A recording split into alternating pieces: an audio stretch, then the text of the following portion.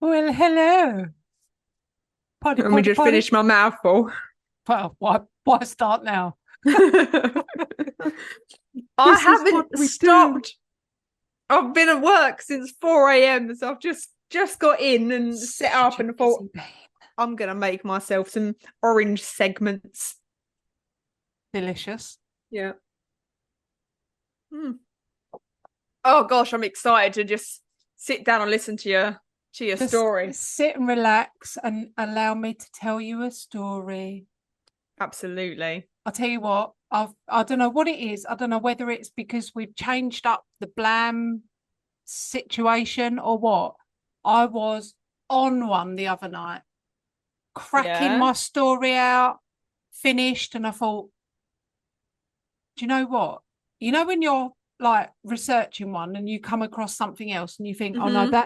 that's not that's not my story. But then you kind of think, well, that's But it kind could of be. intriguing. Yeah. So you kind of read a little bit about it and then you start thinking, oh, this is actually a really good story. So I thought, if I don't do something about it now, I'm going to Forget about it. forget. Yeah, I'm going to forget. So I started making notes. Then I finished the whole story, didn't I? Look at that.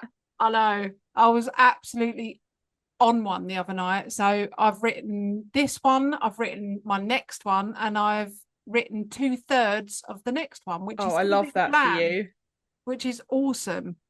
But yeah, so I'm really going to be conscious of trying to get ahead with my stories a little bit so that I'm not always doing it rushing at like 2 o'clock in the morning to flipping write them all. So Love that.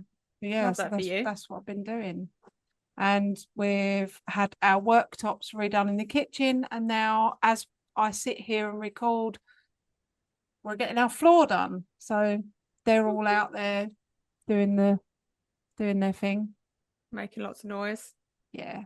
No, they said they're going to be silent. And they also said, oh, tell us a bit about your podcast.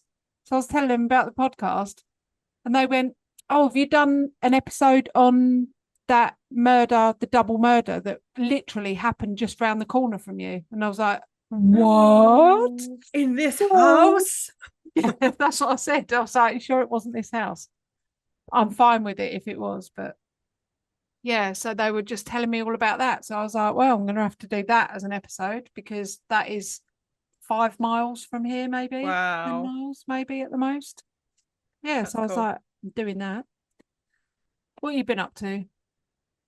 Oh, nothing. Nothing, nothing No, exciting. no. Just, Working, yeah. getting shit done. Yep. I Nothing. know what you mean. I'll tell you what You I got have also been up to. gone. Random blams. Go.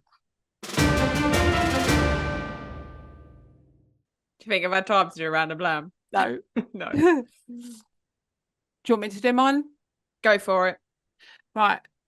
The word poltergeist comes from the German word meaning Polten, which means knock, and Geist, which means ghost. The term was first used in English in the late 19th century to describe a type of ghost that was known for making loud noises and causing physical disturbances. Oh, that's interesting, actually. Yeah, I love finding out where words come from. me too. I like that. Like it. Well, I guess that's quite relevant to the story, I think, that you're doing, isn't it? Maybe. Mine is not All relevant. right. Well, you don't know what it is, so we'll let you off. I just found out Hmm. that if you tickle a rat, it can laugh. That's very cute. Yeah. I So do you're gonna feel have to like you've try done it. that one before. Really? Yeah, I'm We've pretty done too sure you many, did that haven't we? before. We have done a lot of blams. All right. We are brimming with knowledge. I will follow it up then, just All in right. case I have done that, and Mm-hmm. say that dolphins, an aquatic animal, can hold their breath for 20 minutes underwater. So not like above land, but when they're swimming, they can only hold their breath for 20 minutes before they need to resurface. Oh, really? Sloths, however, a land animal, can Yeah. hold their breath for 40 minutes. Really? What's the purpose of that then? Oh, it's evolution, isn't it? Maybe it's just that, like, if they dropped, like you said, one of your blams They was grab their arm they by grabbed their own accident. arm and then plummet. Yeah. Maybe their thinking is if it grabbed its own arm and it fell into a body of water, it's going to take it at least 40 minutes to get out. Because Yeah, it'd just be maybe. like, what's happened? And Or it's like that's 5 minutes. bathing itself, Yeah, yeah. And having a shower, I'm and under it the takes water. so long. That's Um, cute. yeah, I don't know the purpose of it. However, sloths can hold their breath for a very long time. I think That's it's super probably cool. more so that they don't breathe as much because their whole like heart rate is slower, their pulse is slower, everything's so much slower. They don't Yeah. need to breathe as much, so therefore they can hold their breath for longer. Yeah, they don't use as much oxygen. Yeah, that's Mm. what I'm going for. Yeah, I rate that. All right then, random Brilliant. blams done. Done. Are you looking forward to this episode? I really am. I am looking forward to this episode. It was a story that I might have mentioned ages ago and said, "Oh, I do want to do that soon." And then I was sitting thinking about what I was going to do for my episode, and I thought, "Oh, I'm feeling it. I'm feeling it now." So I Yeah, I got like when on they and come wrote back it. around. Yeah, yeah. So it was one that I thought, yeah, this happening now. It's doing it. Like it's happening, doing it. Don't care what anyone says, doing it. So yeah, so I'm doing it. Right. What are you doing? So You doing it? I'm doing it. Yeah, Great. it. I So just well on that note, I was just in the charity shop yes. and the guy there was two tills and there was a guy stood there and it was that old man because they're all volunteers. And I said to him, "Where do you want me?" And he went, "Oh, that's the best offer I'm gonna get all day." And I was Oh, like, "Oh, bless him." you went. Oh no, Oh no, thanks. Sorry. Thought no, about that. it's not what I meant. Um, North London, 1977. This vibrant era was defined by the colourful fashion of flared trousers and the explosive rise of Queen, whose rock anthems dominated the music charts. The air was often filled with the thick smoke from an endless cycle of cigarettes, creating an atmosphere that reflected both the struggles and the spirits of the time. Amid this distinctive backdrop of 1970s Britain, a modest three-bedroom council house at 284 Green Street. This house became the focal point of one of the most famous paranormal investigations in history. This is the story of the Enfield yes. Poltergeist. Yes.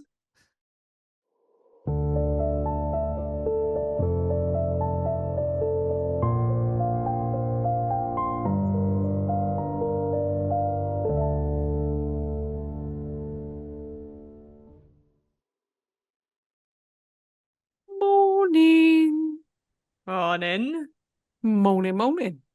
Let's go. Let's crack on. So, 284 Green Street in Enfield, which I have looked up and it's still pretty much exactly as it was when What these Enfield? events came on. The Or the house, house? the Because house. Enfield probably hasn't changed much. Yeah, well, I don't know.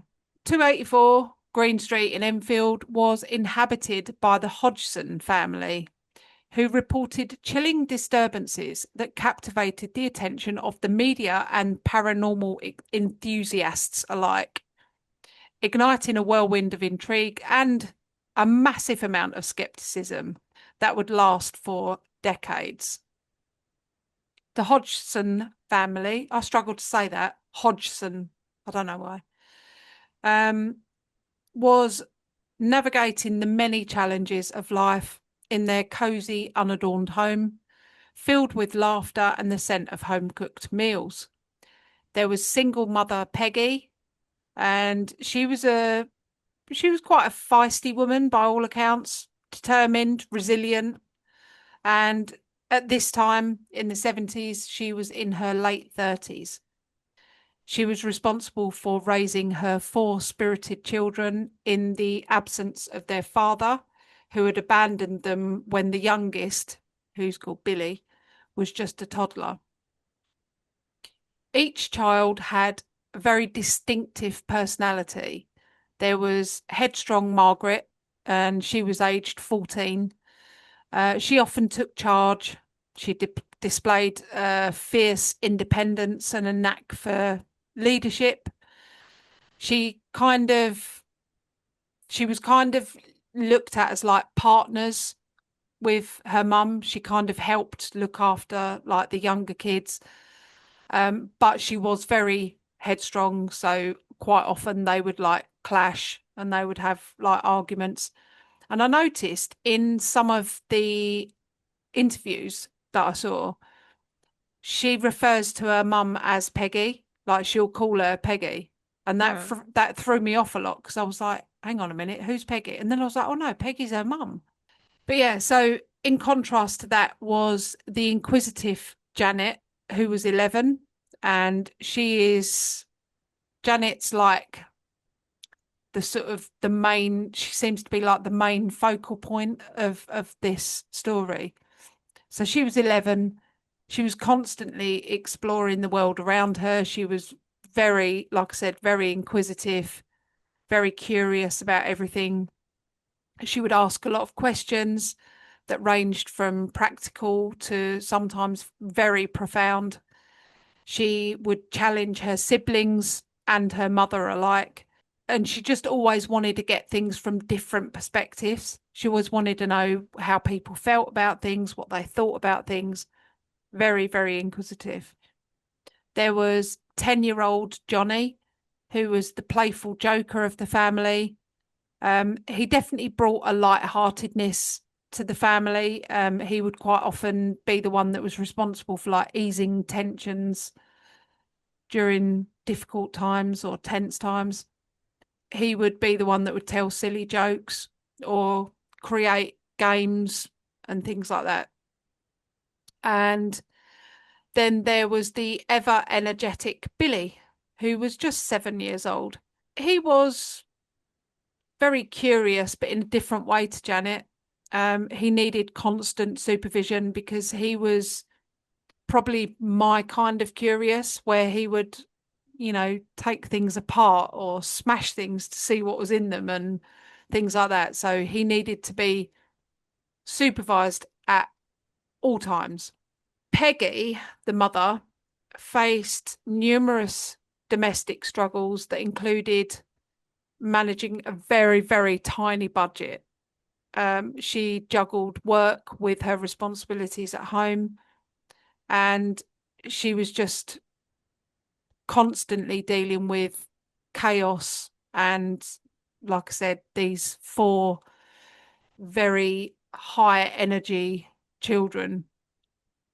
At first glance, it seemed that her biggest challenge would be keeping her kids out the biscuit tin, as they often raided the pantry for treats at all times of the night. However, unbeknownst to her, a far more daunting and inexplicable situation loomed on the horizon, one that would soon test her family's resilience in ways that they never would have imagined.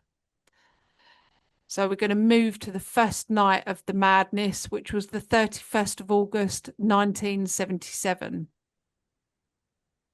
On the night of August 31st, an unsettling series of disturbances began whilst Janet, who was aged 8 at the time, and her younger brother Johnny, who was aged 6, reported that their beds were shaking violently, as if an unseen force was at play. In typical maternal fashion, their mum, Peggy, initially kind of dismissed it, thinking it was childhood exaggeration. She was like, shut up and go back to sleep kind of thing. Stop messing around. She knew that her kids had real overactive imaginations. However, her skepticism quickly turned to alarm when just moments later, a wooden chest of drawers in Janet's room began to slide across the floor on its own. And this was by Peggy's own statement. She said it seemed to be moving without any visible assistance, and it was like it seemed to be defying all known laws of physics. The sound of furniture scraping against the hardwood floor sent chills down Peggy's spine. Alarmed, she rushed into her children's room and attempted to push the chest back to its original spot. But it stubbornly remained in its erratic position, as if the walls of the house were saying, "Not today, love." With panic rising in her chest, Peggy quickly gathered her children. Their eyes were filled with fear, and she ushered them out of the house. They flew next door to the safety of their neighbour's house, and this was the house of the Thompsons. Once they were inside their neighbour's home, Peggy took a moment to collect herself and think about what had just happened. And she said it was then that she made the decision to call the police. She was kind of fighting with herself and thinking, there's no way that that chest of drawers could have moved by itself. It was way too heavy for the small children to have moved. And thirdly, most importantly, she'd seen it moving. So she didn't really know what to do or what to say. She said that while she was dialing 999, which is our number for the police or emergency services rather in the UK, she said she was really having this mental kind of argument with herself, and she didn't really think that it was going to be taken seriously, but she was also terrified, and she was also terrified to take kids back to their home because she didn't know what was happening. So she'd contacted the police, and WPC Caroline Heaps, accompanied by her partner, arrived at the Hodgson home shortly after receiving the call. Upon stepping inside, they were immediately confronted with a scene that seemed to be plucked from a horror film. There was a wooden chair that glided seamlessly across the wooden floor in front of her without any kind of assistance, that left these two officers absolutely gobsmacked. And this is what WPC Heaps had to say about it. Roll the clip. It came off the floor, or maybe a half inch, I should say, and I saw it slide off to the right, about 3.5 to 4 feet before it came to rest. I checked to see whether or not possibly a sigil on the floor. I placed the marble on the door so that the marble would go in the same direction as the chair did, and it didn't roll at all. I checked for wires under the cushion of the chair, and I could find no explanation at all. Checked for wires. I placed a marble on the floor. There was absolutely no explanation at all. Couldn't see a fucking thing. Must have been a damn ghost. It was a goddamn ghost. I can say. What or been? Sounded like Lady Diane. Yes, it did actually. Yes, Charles. What? Yeah, so as you can hear from the old PCs, she checked for wires. She checked for wires, but she could see no evidence of any kind of movement at all. It's absolutely mind-blowing, absolutely perplexing.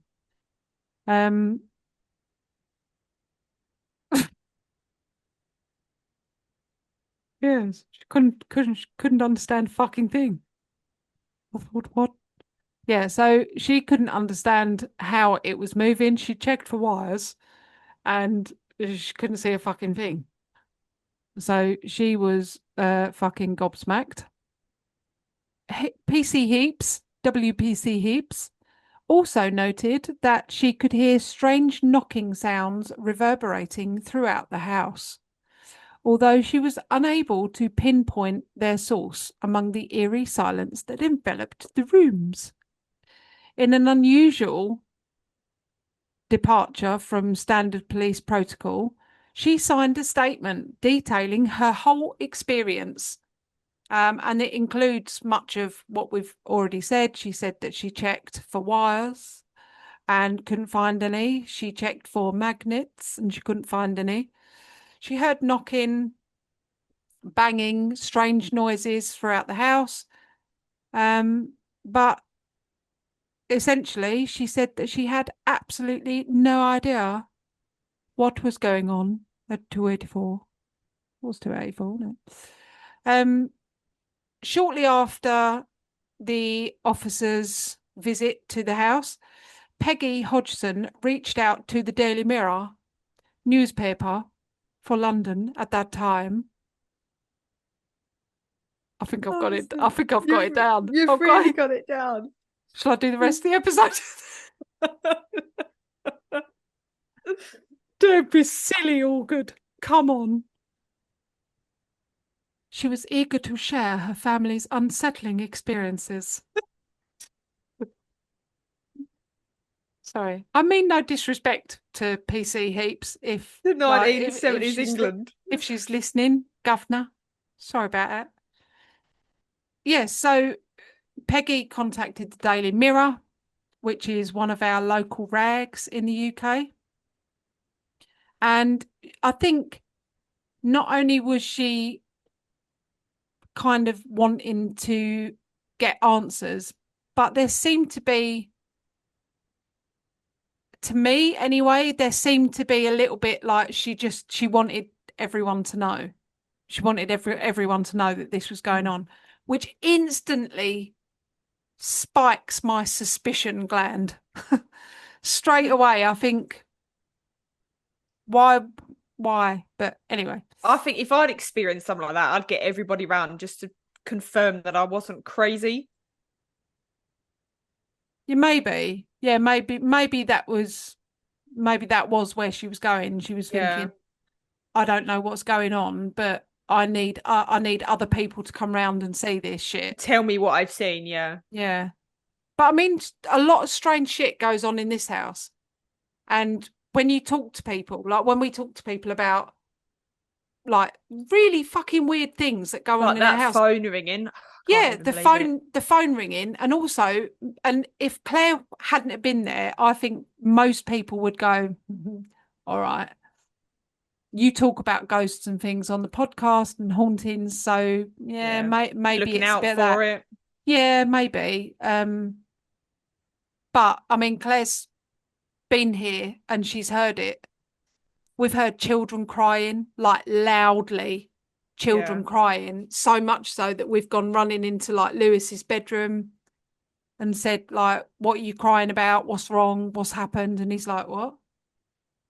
Weird. So yeah, maybe that is it. Maybe it's just that you need to get people round to like, listen, I want you here in case something happens. However, so she contacted Daily Mirror.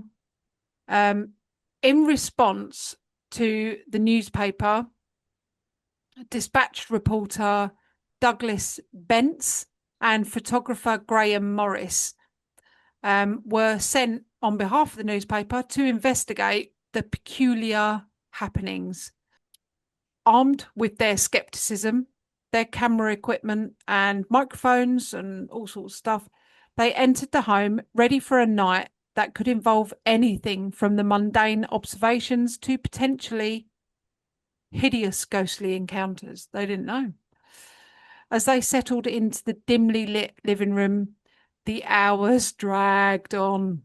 Nothing was happening, and a sense of monotony began to take hold as they waited and waited expectantly for a sign, anything of paranormal activity.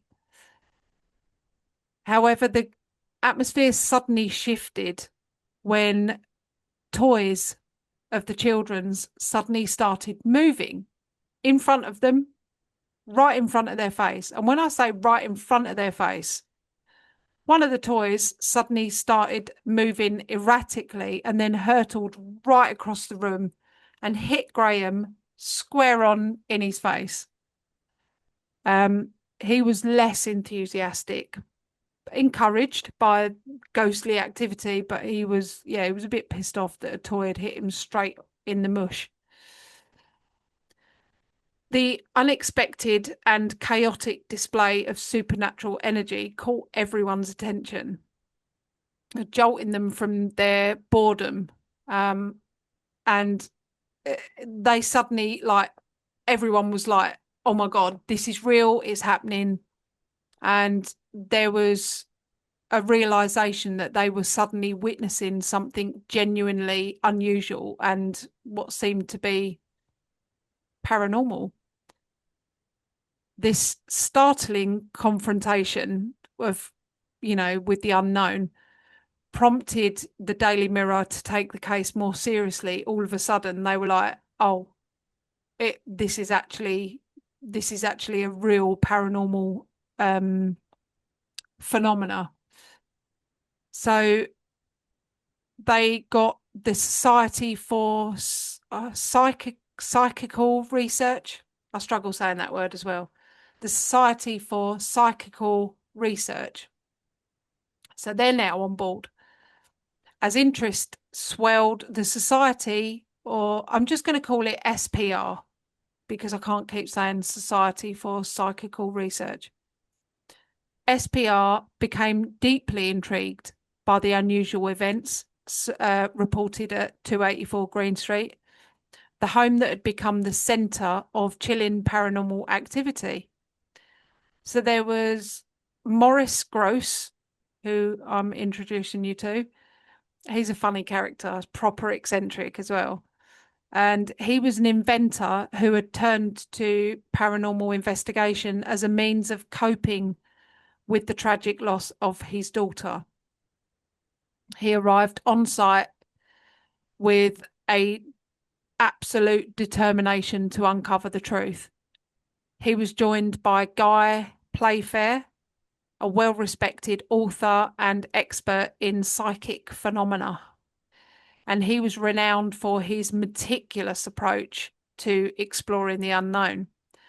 Together, they sought empirical evidence that the supernatural existed and it was present in this house, unaware of the bizarre and unsettling phenomena that awaited them. Over the span of more than a year, Grosse and Playfair diligently documented and followed this series of incidents that they said defied reasonable explanation. They recorded unexplained knocks and bangs reverberating through the house, and as well as instances where furniture inexplicably tilted and moved. There was all sorts of other things. There was scraping, there was things being thrown across the room, furniture that would be turned round, tilted, stacked on top of each other, things like that. Amongst the most astounding was that of Janet, who allegedly levitated across the room, drawing gasps of disbelief from all of the witnesses. These extraordinary events were captured on a series of now infamous photographs. However, and I'll put these pictures up, and I'll also get these photos to Sarah, who can put them on social media. Critics went bonkers over these photos because they seemed to resemble moments of mid-jump rather than like levitation and being moved across the room. It looks like she's kind of jumped up and they've taken a picture. And then it looks like she's almost hopping from like bed to bed or something. Yeah, she's sort of jumping. But I mean, we weren't there, so we don't know. The ongoing investigation drew public attention, stirring debate over the nature and the reality and the possibilities that lay beyond it. Among the most unsettling aspects of the investigation were the chilling, disembodied voices that emerged from Janet as she spoke in a deep, gravelly tone that contrasts sharply with her youthful, soft-spoken demeanour, because she was quite, you know, like the voices we've just said, where she's like, well, I don't really know, and I thought it frightfully worrying when I heard it. She's very demure. Yeah, very sort of quiet tone to their voice, very sort of, I don't know, girly, I suppose.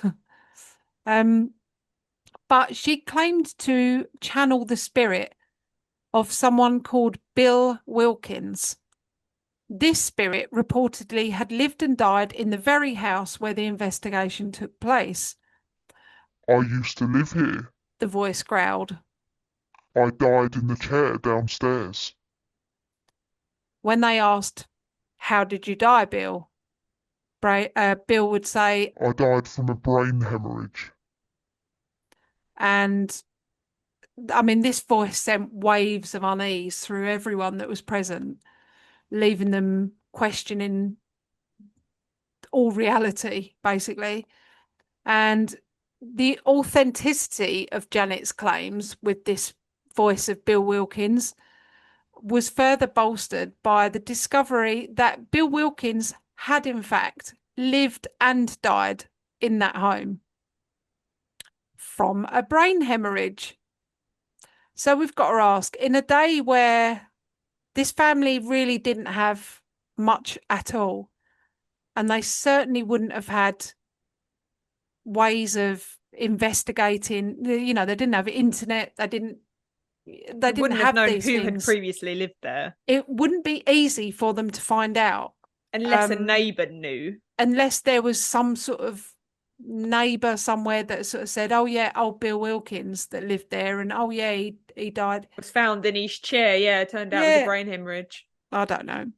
But we do have to ask ourselves how it was possible, or whether it was possible that Janet would have known that if we thought she was faking it. I don't know. Apparently, the details on Bill Wilkins was something that the investigators that were looking into this case and the possible paranormal investigation that was going on and all that, apparently it took them quite some time to find out that there was someone called Bill Wilkins that lived in that house. Right. And he died of a brain hemorrhage.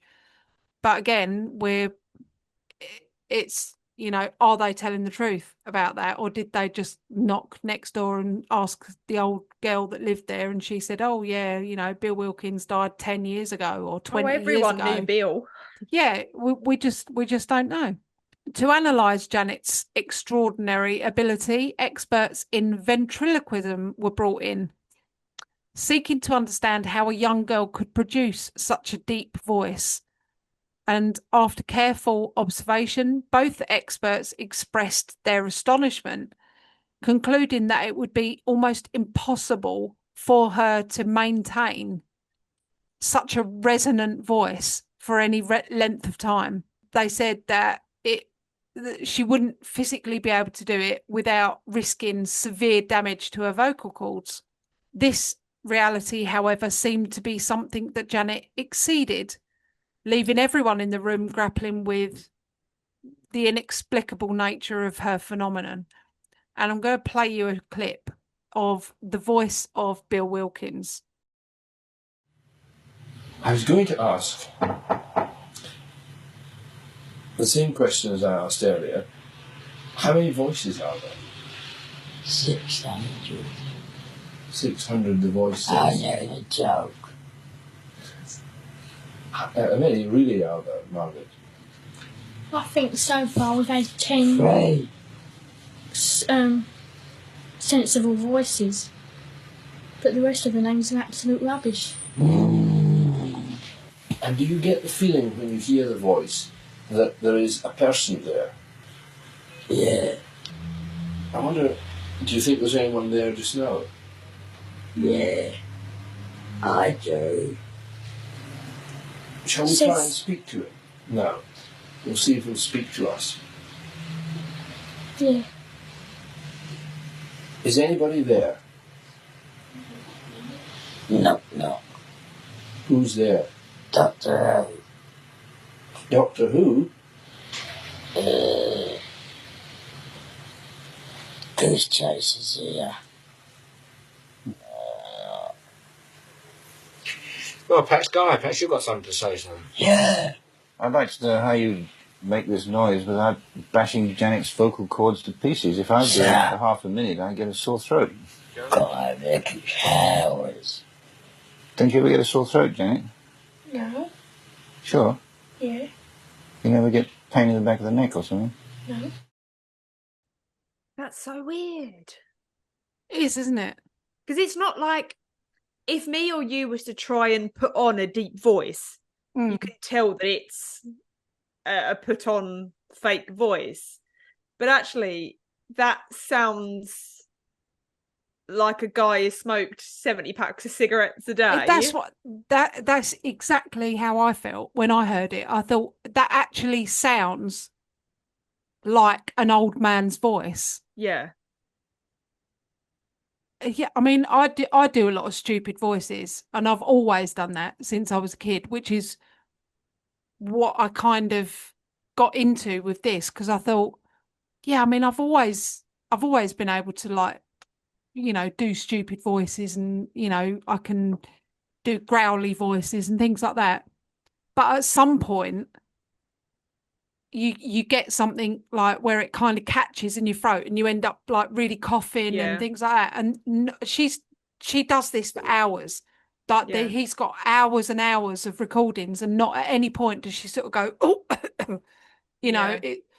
Or it sort of like starts getting a bit higher, or where she can't maintain it or anything. Yeah, it's really constant all the way through. So bizarre. Yeah, it's really, really creepy. And yeah, you can hear as well when she's saying, when he says, "Oh, does it hurt your throat?" And he's like, "No." Yeah, she's got quite quite a delicate voice. Yes. Yeah. Yeah, and also they can still talk to her, it seems, from the recordings, while he's there kind of talking as well. But it doesn't look like she moves her mouth very much. No, but she also doesn't struggle going backwards and forwards. The two. Mm-hmm. But interestingly, she also kind of doesn't really have much knowledge of what he said. So he asks her a question in the interview, and I'm going to play the interview right at the end of the pod. I'll go into that in a minute. But she doesn't struggle to go sort of backwards and forwards between his voice and her voice. And he asks her a question about what, like, Bill just said or something. And she'll say, "I don't know what you mean." Oh. What do you mean? You know, and he's like, "Oh, well, blah, blah, blah." And she's like, "Oh, I don't know." Oh, really? So that's quite strange as well. But there wasn't just Bill Wilkins' voice. There's other people. There's other voices that she says, and she gives out the names and that as well. But yeah, there's other voices. But yeah, it is very creepy. Very creepy. So despite the mounting evidence supporting the Hodgson's case, skepticism quickly emerged from various people all over the place. Critics pointed out that the photographs of Janet allegedly levitating depicted her poses as more like moments capturing like a jump from a bed. Like you said, it looks like she's kind of jumping from one bed to another. The photos are almost like you could run them one after the other, and it's like a flip book. Tick, tick, tick, tick. And it's the legs start down just above the bed, and then they go up and up and up until they're tucked underneath her, and then they start to come back down again. So almost as if you was to take a a camera shot of somebody jumping. Yeah. I've yeah, that's how it looks to me as well. So everyone kind of started focusing mainly on Janet and her sister Margaret, who was talking in that video before, when you can hear her in there. But they were actually caught, and this is where it could flip things for you a little bit. They were caught on multiple occasions attempting to fabricate evidence. So they were seen bending spoons. They were seen manipulating tape recorders, like fiddling with tape recorders and doing things. And they claimed, when they were confronted about it, they claimed that their actions were merely part of a test for the investigators to like gauge their credibility. But however, these admissions ignited a significant backlash of skepticism. The phrase, if they faked it once, they faked it all, became a prevailing sentiment amongst disbelievers. There was a lot of people that kind of washed their hands of it all and said, oh, it's a load of old rubbish. It's just kids playing silly beggars and we're not falling for it, sort of thing. So it kind of all started getting shut down and people thought it was all a load of old shit.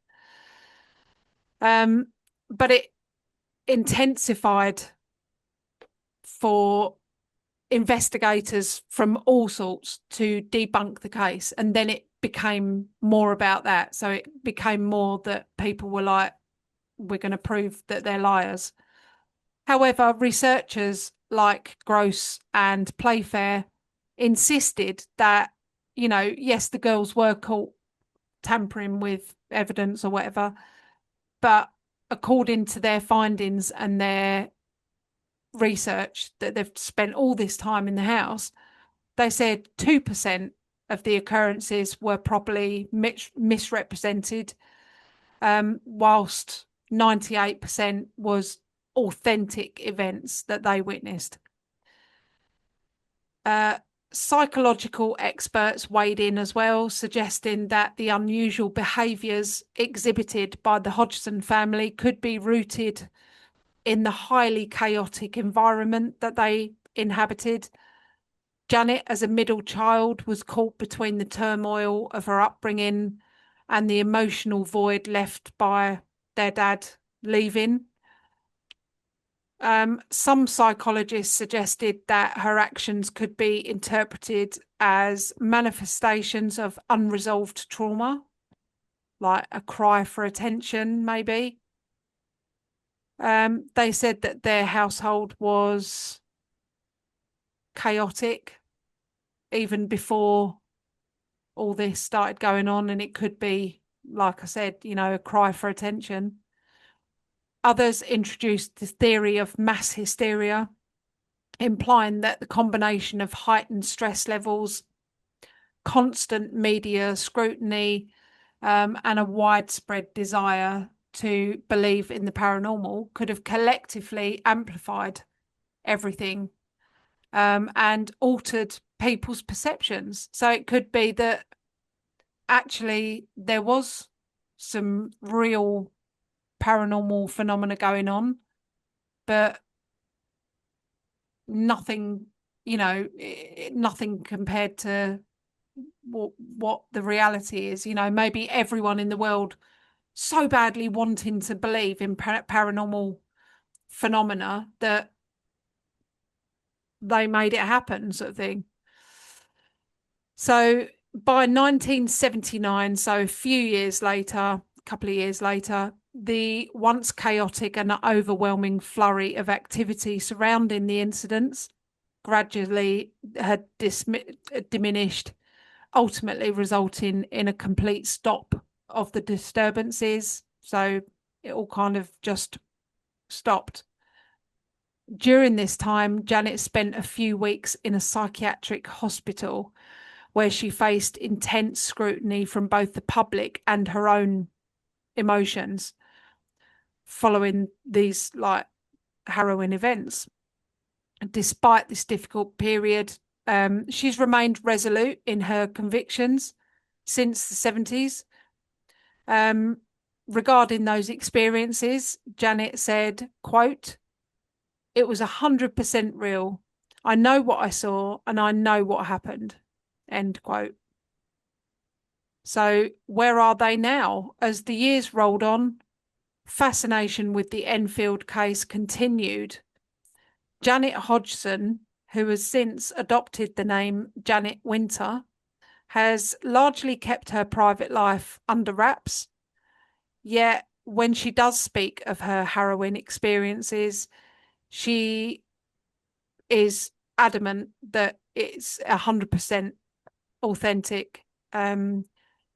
Maurice Grosse, who spent a lot of time, he spent like over a year and a half in the house.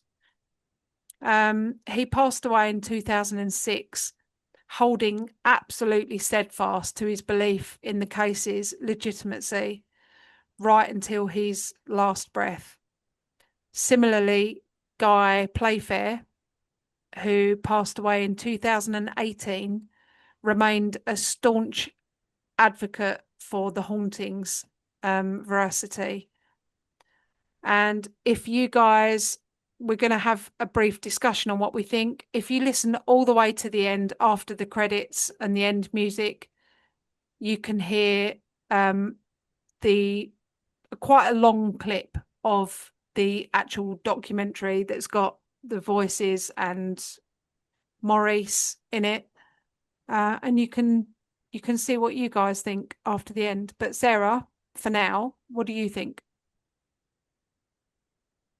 Load of old shit. I actually do. I do too.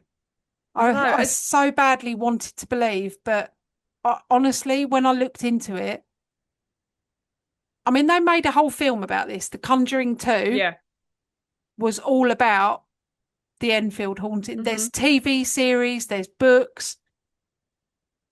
But when it comes down to it, there really wasn't that much to it. There really wasn't. No, but also, you got to kind of ask the question, like, what do they get out of it? Well, yeah. Because I think when they went into it, they wouldn't have thought, oh, we could get a book deal, we could get a movie deal, we'll get all this money. That wouldn't have been the mindset in the 70s. No. And I mean, I didn't, when I grew up, all right, it was, a decade later, we didn't really watch television that much. It wasn't a big thing. And you think this was back That's in because there was only 5 channels. Excuse me, there was 3. Oh. But it just, I can't imagine that they would have done it for like you say, for money. I don't think that at all. Possibly attention. And I don't actually think that Peggy was in on it. Maybe. I mean, if they've seen furniture slide across the floor, I don't think the children would have been able to do that. But no, but then I question it.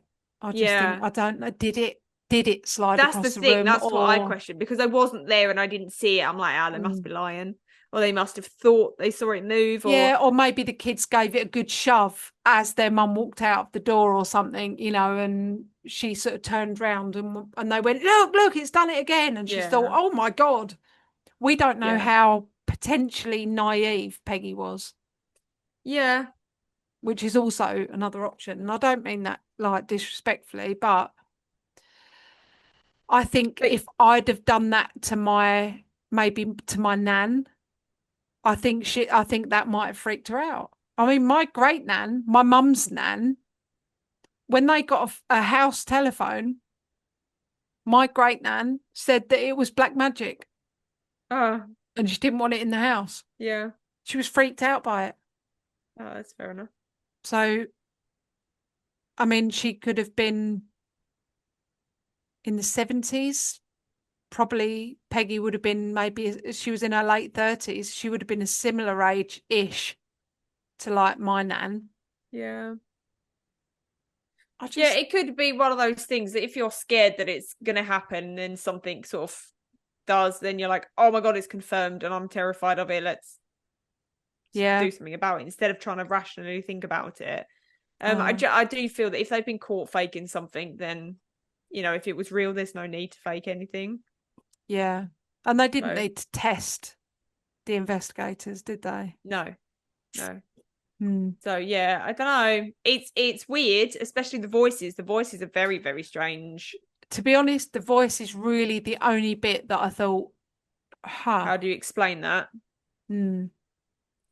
But it's possible that, I mean, some kids can do really weird things. Do you know what I mean? And you sort of think, oh, how are they doing that without choking themselves? Yeah. Or giving themselves a sore throat? Or sometimes I used to go to school with a boy called Michael, and he used to drink a glass of milk and then make it come out of his nose. Tear ducts or something, yeah. Yeah, he used to do that. He used to come out of his nose. It used to come out of his eyes. Yeah. And I used to think, I mean, I didn't think I want to do that, but I used to think, how can you do that? Yeah.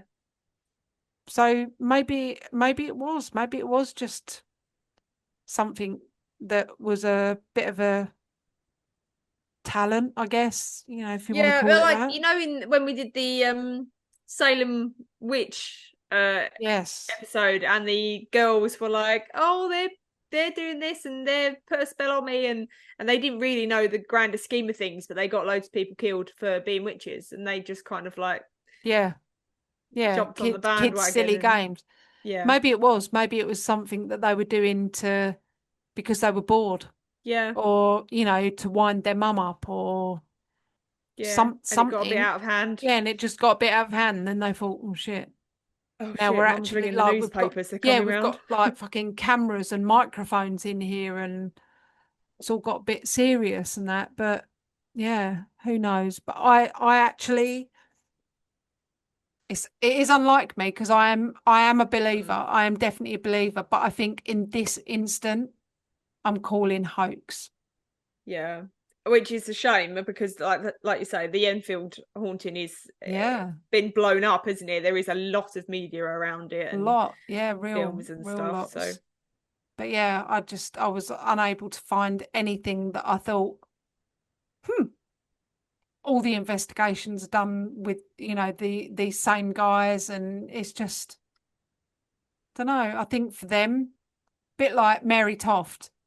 You know, they so badly wanted it to be true because their reputation was on the line. Yeah. I think it gave me that kind of vibe where I thought, I think they got in so deep with it that they thought, we need to kind of keep going, otherwise we're going to look like fools. Yeah, that's true, actually. I'll be interested to hear the clip at the end, and then I can... Sure. I'll come back to you I'll listen to the clip at the end, and then I'll come back to you on the next episode. I'll give you a verdict. Yes, well, be prepared, because there's a lot more of speech like this when they're talking about... Do they check for wires? Oh, we checked for wires. We checked for magnets. Didn't find a fucking thing. So I think it was a ghosty chops. What-o? Yeah. So there'll be more of that. Oh. Which I'm sure you'll all enjoy. Yeah, I love that. So thank you. You're welcome. We did say we hadn't done a ghost of wine in a while, didn't we? Yeah. And my next one, also a ghosty one. Also a ghosty one. But this one, they try and do a exorcism, but it goes wrong. Bum, bum, bum. Bum, bum, bum. All right, well, thank you very much. Let's All right, leave it there. You're welcome. Yeah. Thank you very much, everyone. Bye. Be sure to check for wires. Be sure to check for wires. Don't trip over any wires. Break your fucking face. We love you all. Thank you very much, and we'll see you next time. Bye. Ta-ta. These teenage sisters believe they're haunted by a poltergeist. I was going to ask, The same question as I asked earlier. How many voices are there? 600. 600 the voices. I know the joke. How many really are there, Margaret? I think so far we've had 10 Three.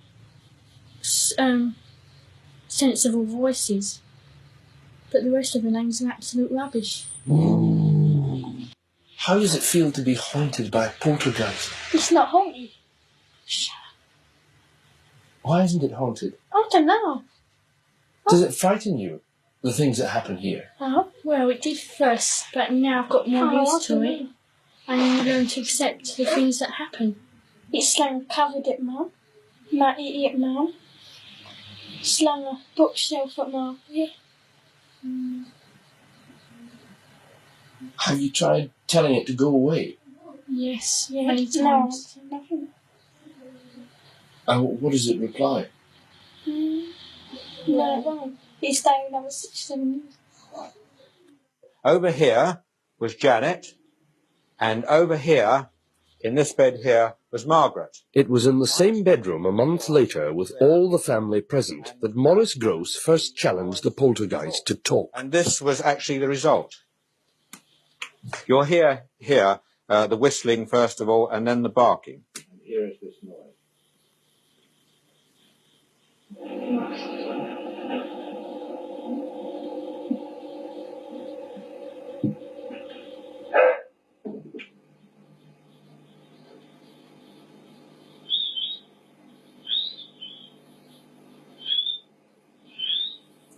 The barking here is quite extraordinary, actually.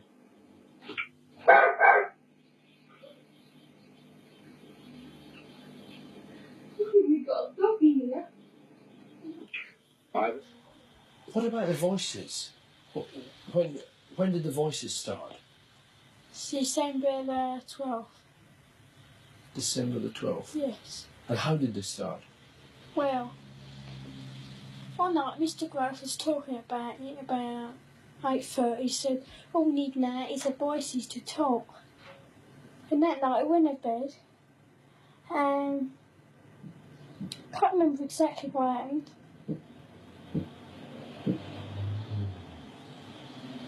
And What's that knocking? yeah, I can hear it now. I was doing that yesterday morning and Peggy was on her own. So she come in to us, because it wasn't her, she come in. We sat together and we heard it.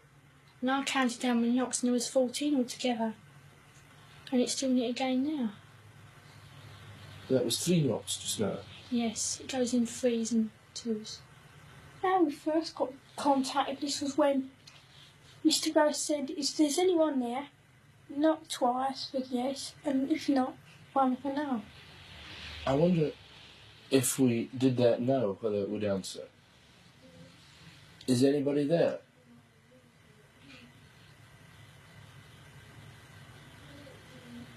Is anybody there?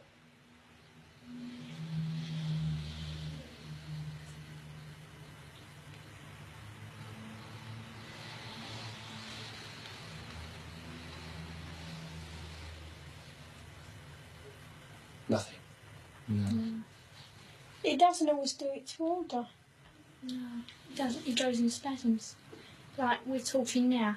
It may not now, after you've said that, but it won't do it when you want it to, straight away. No. What about the voices? They sometimes say things and make answers. Is that the voice now? Yeah. Is anybody there? How many voices are there? Dirty Dick, Andrew Garner, and Stuart Thurton. Dirty Dick, Andrew Gardner, and Stuart Thurton. Oh, has he ever spelt that for you? No. Mr. Grosse asked him, but it's like distract Mr. Grosse last night when you asked. Or some time ago. And what do you think these are? Are they people or are they just voices? Could be spirits, how I don't know. I believe it's a ghost, a spirit speaking for us. somehow. No. We don't get this at Story's voices though, because when we're all separate, it's not so strong. Just when you come near each other? Yeah, like here, or our aunts all like we're together, or in Peggy's next door. And Janet's, your voice is stronger, isn't it? It seems to be the strongest. Yeah. When you hear the voice and it comes out, where does it come from? Here, your throat? No. Where do you feel it comes from? Back of the neck. Back of the neck. And so it must be as if it's somebody else speaking then, when you hear it. Yeah, behind us. And do you get the feeling when you hear the voice that there is a person there? Yes. Yeah. And do they tell you much about themselves? Not really, no. They just tend to growl and play around and sort of joke and be silly. No. I wonder, do you think there's anyone there just now? Yeah, I do. Who's that? What? Who's that, Janet? Pardon? Stuart Certain. Stuart Certain, and he's one of the voices. Yeah. Why do you think he comes and speaks through you? To annoy us. Mr. Grosse, a lot of people, hearing these voices produced by the children, will simply say that they are very good ventriloquists and that this is all a hoax. How would you react to that? Certainly not. They're certainly not very good ventriloquists. We have had tests on them to see whether they can ventriloquize. They can't. To keep up this particular type of voice for any length of time without damage to the vocal cords is absolutely impossible. I mean, there must be some hoarseness attached to it. But don't forget, these children don't do this for a couple of minutes or so. They do it for lengths of periods up to 3 hours, and without any hoarseness or sore throats whatsoever. Guy Lyon Playfair is an author of books on the paranormal, with experience of poltergeist cases in Europe and Brazil. How do you do it, mate? God, Vicky Showers. Don't you ever get a sore throat, Janet? No. Sure. Yeah. You never get pain in the back of the neck or something? No. Oh, what do you mean? I'm sorry, I'm not with you. What? I feel, Oh, you with me now? With me? Sensation in the back of the neck. Yeah. Well, tell us about that. I've been like No, tell me about that. You get it now? Buzzing in the back of the neck. Yeah. Do you feel it vibrating as if it was sort of no, like someone what? put their hand on the back of my neck like that. Poltergeists seem to thrive on an atmosphere of tension that is partly sexual. The fact that most of the focuses are adolescents seems to contribute to the mischievous nature of the effects, leading some to suggest that the kids are faking or enjoying a laugh at the expense of the investigators. But to create all the bizarre effects that went on in this house either involves a gigantic conspiracy with the neighbours or a disruption in our laws of mind and matter. If you have enjoyed listening to our episodes, make sure you rate us and leave us a review on whatever platform you are listening. We absolutely love hearing from you guys. So you can also help support our show by donating to our Buy Me a Coffee link. We will make sure that you get a massive shout out and a big thank you in our next week's episode.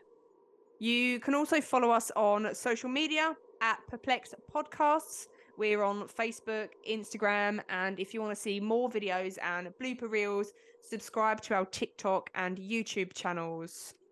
You can also email us your stories at perplexedpodcasts@gmail.com. And you can find all the relevant links in the episode descriptions. Thanks for listening. Bye. Bye.